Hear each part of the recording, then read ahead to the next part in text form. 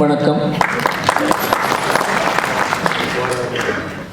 நான் முதல்ல துக்ளக் ஆண்டு விழாவில் 1994-95 அப்போ தமிழில் பேசின போது எனக்கு பல பேர் ஃபோன் பண்ணி, நீங்கள் தமிழில் பேசுகிறீங்களே, தமிழில் பேசுவதே தமிழ்நாட்டில் ஒரு பெரிய ஒரு ஆச்சரியமான விஷயம் ஆகிவிட்டது.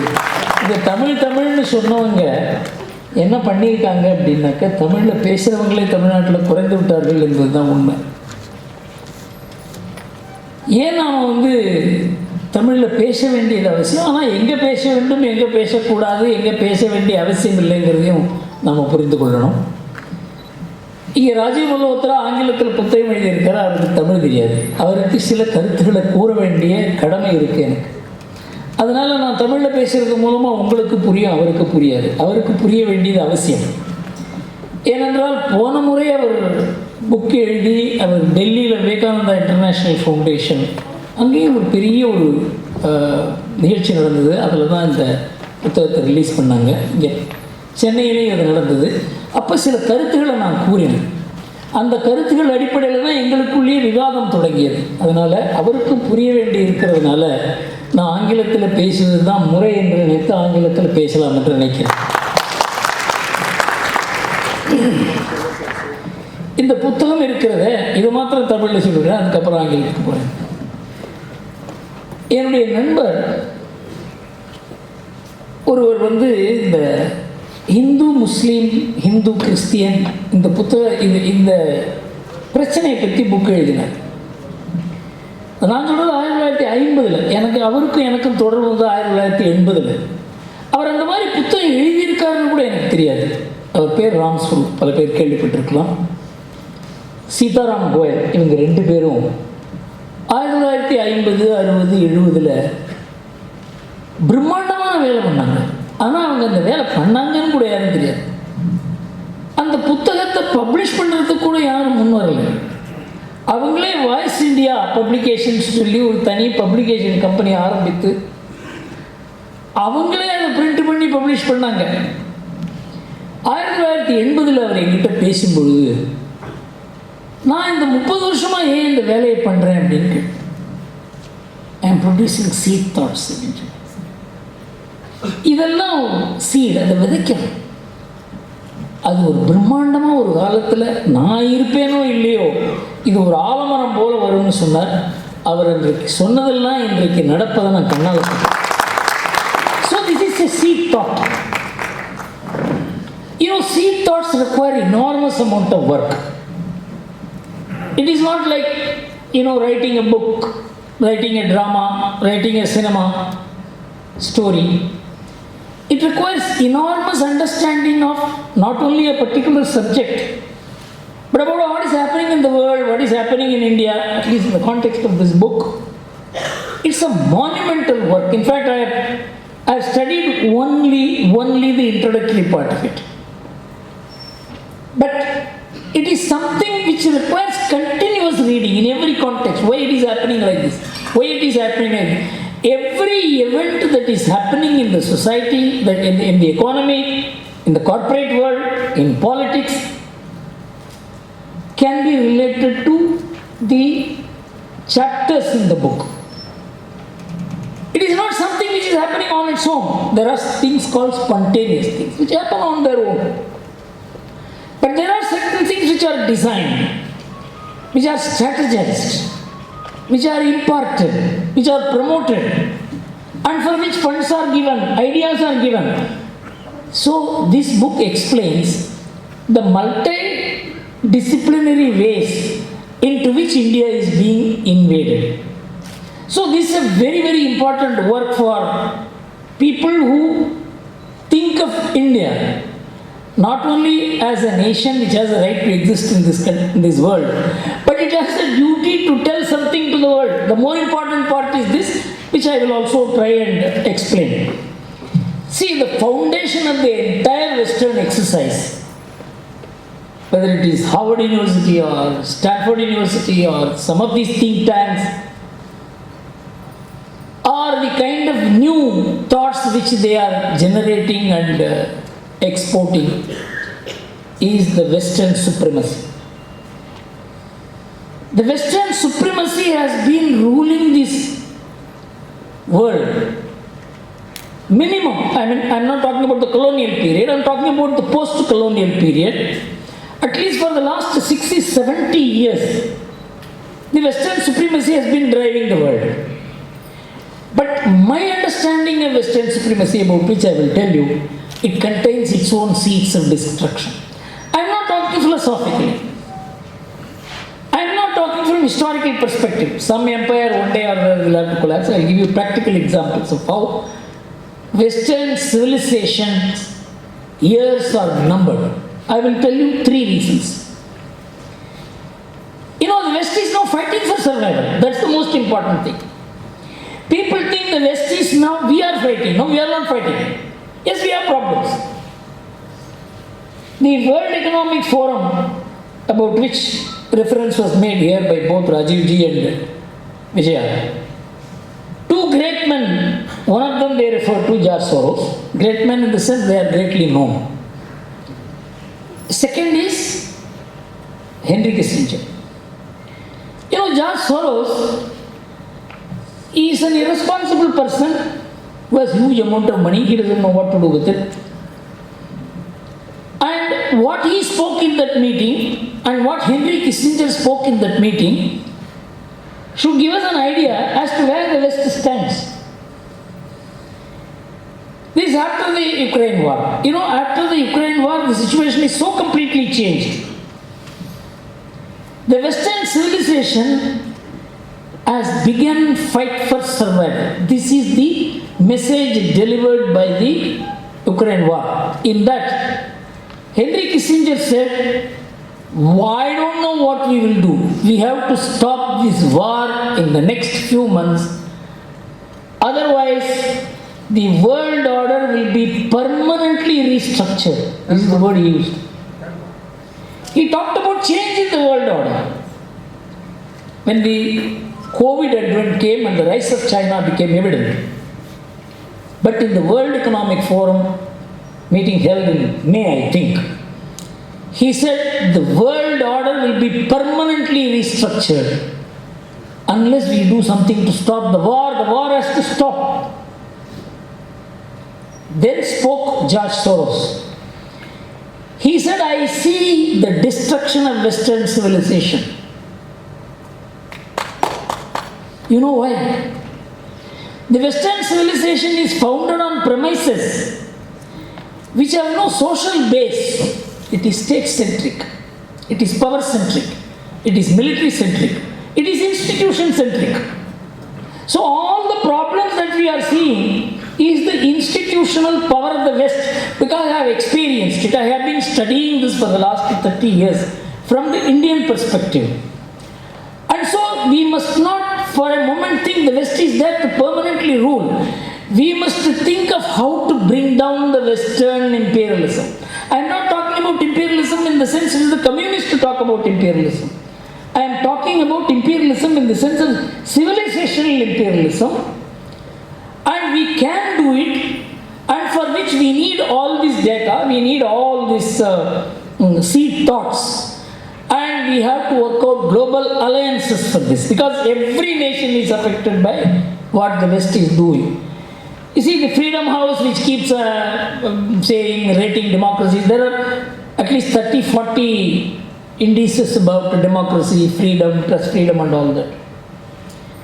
The Freedom House has also brought out a book which says the liberal democracies are failing. There is backsliding of democracy. In Eastern Europe, most of the democratic countries are going to be not democratic in the next decade. Only 40% of the youths are voting in the West. The more freedom you give, wokeism comes and makes a person enjoy more. He doesn't even care for the institutions that give him the freedom. In fact, there is a research done by our own leftist scholars about Indian democracy. In the West, minorities vote less. Uneducated people vote less. Poor people vote less. But in India, it is the reverse. It is the lowest caste which votes more. It is the minorities who vote more. It is the uneducated people who vote more. It is the educated people who vote less. It is the upper caste people who vote less. You know whose research it was? Yogendra Yadav's. So Indian democracy's bottom spread is very, very strong. We have 32 lakh elected people in India. This is Professor Vaidyanathan's fantastic formulation. 32 lakh people, 3.2 million people linking Indian democracy and 6.8 lakh villages and towns in this country. So our society, our democracy is a civilizational democracy. It's not an individualist democracy. It is not a liberal democracy. We have aligned caste, we have aligned religion, we have aligned languages, we have aligned regional aspirations. See, our democracy is something like an all-encompassing idea. The reason is our real strength is in this society. It is not in the state. You know, we have 668,000 villages and towns I mentioned to you because these are important points for people in the West to understand how difficult it is to defeat India. You can disturb India, you cannot defeat India. Simple reason I will give you. The 668,000 villages, you tell me how many police stations we have? This is a question which I have asked in many meetings. 12,800 police stations. You know how we are running as a country. You know, you look at the data published by the United Nations. India is probably the lowest in all kinds of crimes, whether it is murder, whether it is dacoity, whether it is rape. Nobody has compared how a society which is running on informal and non-formal discipline. We are an informal and non-formal disciplined country. Respect for parents, respect for elders, respect for women. These are not rules legislated by the state. Legislature can destroy this non-formal discipline. So this is what has sustained India. All the forces which have come from outside have failed because they have not been able to defeat this non-formal normative order. This is not a formal order, it's a non-formal order. You can see, I have gone to Arunachal Pradesh, I have seen the same discipline. Respect for parents, respect for elders, respect for teachers, respect for women. You know, in Arunachal Pradesh, in villages, the boys who are not married cannot be in the village. They will be given a place outside the village. The qualification for entering the village is marriage. And they will be fed outside the village. This is not legislated, it's a non-formal. This followed. So, the soul of India is not formalized. So it is very difficult to defeat India. We must understand why I am saying this is we must nurture these qualities. If somebody says don't be, our own people are saying, if the teacher beats the child, you go and make a complaint to the police. This is what will destroy India. If parents beat up the children, somebody goes and complains to the police, there is child abuse. That will destroy India. Women must have rights and not respect. That will destroy India. We respect women. In fact, I asked one of the social scientists, a woman. She said, no, we need rights and all that. You know, this I have been experiencing in 1995 or 96. I came down from the flight and I got into the bus. And a lady came with 2 bags in her hands. And I immediately stood up and gave her the seat. She said, do you mean to say I am so weak? I said, I am too weak to sit before you when you are standing. Anyway, I am saying this perversion in women's thinking. That when you respect them, they feel that you are calling them weak. This will destroy India. We have to build the civilizational base of India. And that is what great institutions, our spiritual institutions, even the community institutions in India are doing this work, and they have begun doing it massively in the last 15-20 years. So this is an important point for us to remember, that there will be institutional fights. Vivekananda International Institution, Ajit Doval, in a way, I was associated with him, we jointly put it together. And one sentence only we put in the trust deed, that we will not accept foreign donations. It became such a respectable institution. All other institutions have lost their space. We have taken over the strategic thinking space in Delhi. It's not difficult. But the fact is, we have got to be strategic in our approach. So, there is a situation in the world. We talked about ESG. I'll tell you today, ESG is finished by Ukraine war, because all the environmentally noble policies of Europe has been given up and they are going back to coal.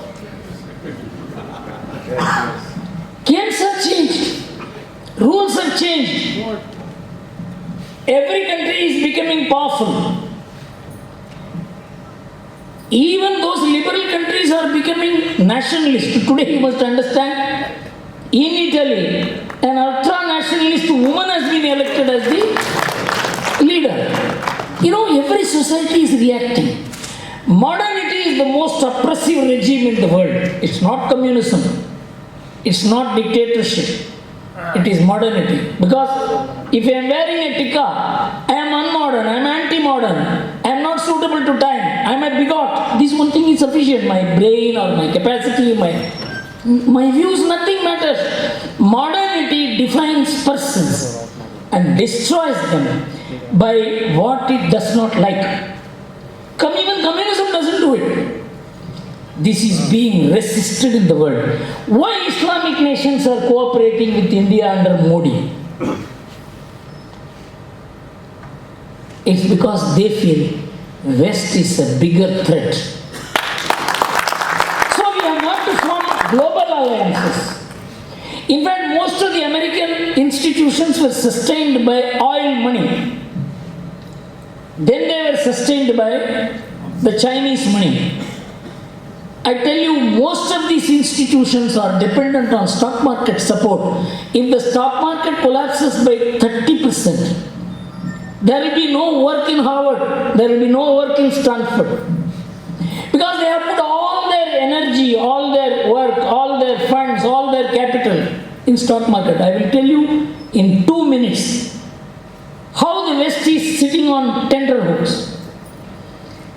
The one unknown part which the US social security system has put out is, in America, social security, you pay the social security tax. You need not have to take care of your parents, elders, nobody. You need not have to take care of your children. So it was all working very well, so long as the population was growing and there was more working population and less non-working population. And money was coming more and less expenditure was there. But now it has turned from 2009. The money that you have to spend for the elderly population is more than the money that the younger population is contributing.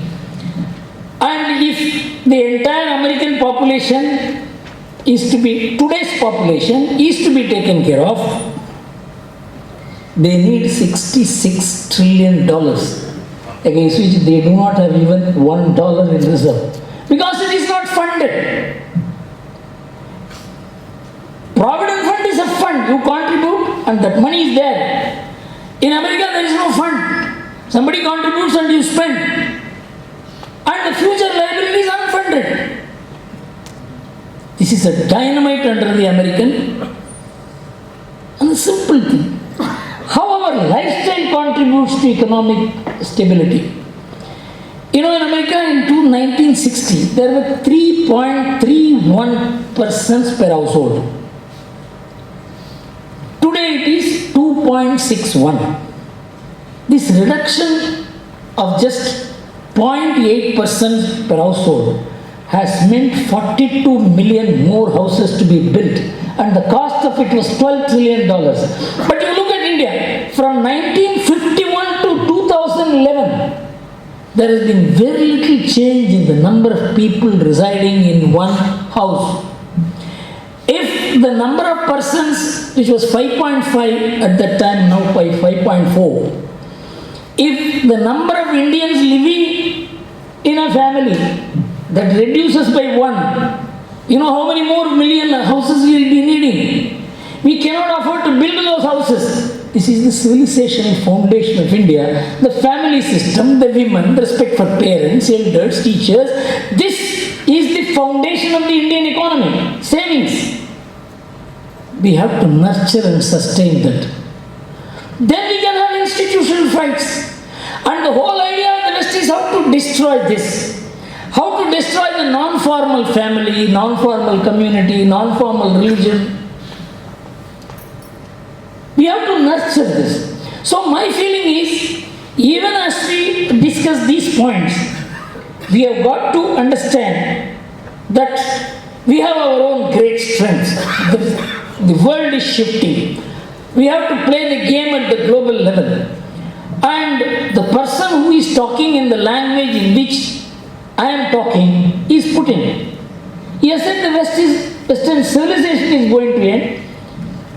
Their economy, which is founded only on bloated money, will end. You know how many $1 trillion exported out of America, not under the control of America, is circulating outside America? $35 trillion. I was surprised by this data.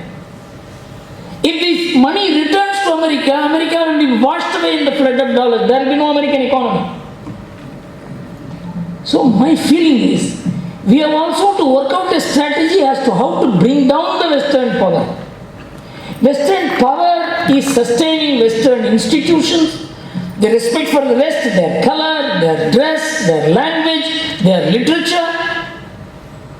So ultimately the battle will be against the Western power.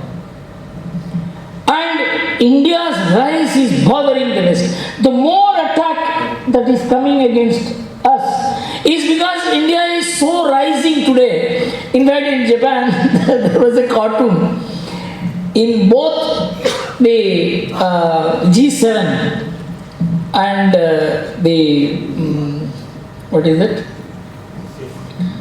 Where we have an Indian, Brazil and China. In all this, on both sides, people are holding Modi's hands. BRICS.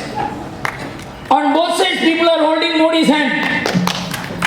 Modi has not said one word about X or Y. But everybody wants India, everybody wants Modi. And in fact, the G7 countries, which never used to respect India, they say, no, we want India. You know, without India, the liberal democracies constitute just 12% of global population. Only with India, they constitute 30+% of the population of the world. And 56% of the world is under dictatorship. So we must have a global view. So I would request Rajiv ji, he must also start a debate on how to counter this. Not only academically, but also strategically. With which institutions we can work. I'll give you a small example and close. When I met the Japanese Prime Minister Abe, one of the greatest losses that not only India, Asia, the traditional world was the assassination of Abe. When I had a discussion with him, he was very open. He said two things. Of course, they speak only in Japanese, it has to be translated. They know English. They won't talk in English. So, he said, all the buildings you see outside the Prime Minister's place, it's all beautiful, newly built. It's an old building. You know why we have kept it like this? This is the place where we signed the surrender to the Americans. We want to keep it like this to make us remind that we have done this. Second thing he said was even more important. He didn't know what these people think. In these G7 countries, they kept on talking. Our way of life is in danger. Our value systems are in danger. Then Abe asked, what is the value systems you are talking about? It's a Christian value system. He said, that's not our value system. This is what Abe said. You know, you must understand the world needs a very powerful alternative model, and that model can come only from India because it's not an individual model, it is a functioning model. A functioning model is more important than a model in the library. Thank you very much.